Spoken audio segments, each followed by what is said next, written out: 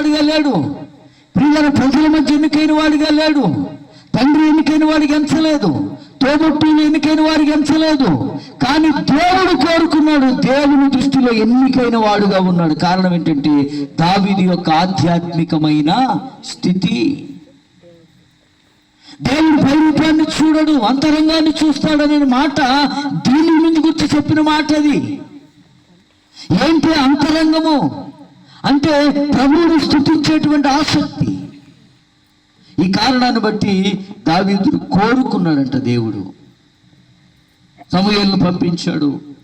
అయ్యా, నీ కుమారుని పిలిపించు, ఒక వ్యక్తిని అభిషేకించమని దేవుడు నాతో చెప్పాడు అని అంటే ఒక్కొక్కరిని తన తండ్రి యోగ్యులు అనుకున్న వారిని ఒక్కొక్కరిని సమకూర్చి పిలువనంపించాడు.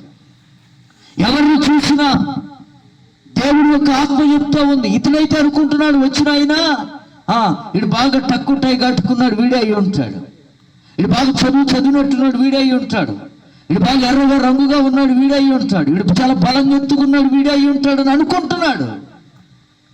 కానీ దేవుడు మాత్రం సమాధానం ఇవ్వట్లేదు. అయ్యా, ఇంకా అందరిని పిలిపించానండి, ఇక నీకు పిల్లలు లేరా? ఉన్నాడని ఒకడు కడసారి వాడు అడవిలో గొర్రెలు కాస్తా ఉన్నాడు, పిలిపించు ఒకసారి అని చెప్పి. అవసరం లేదయ్యా, గ్యారెంటీగా వాడైతే కాదు అంటున్నాడు తండ్రి. వాడు రాజుగా ఎట్లా చేస్తారండి, వాడు ఎందుకు పనికిరాడని గొర్రెల నుంచి మేము అడిగి పంపితే, లేదయ్యా పంపించండి, ఒకసారి పిలిపించండి. దావీదు వచ్చాడు. ఆకాశము నుండి ఒక స్వరము వినబడుతుంది, నేను కోరుకుని వాడు ఇతడే. చప్పట్లు ప్రభువుని మహిమపరచండి. హల్లెలూయా.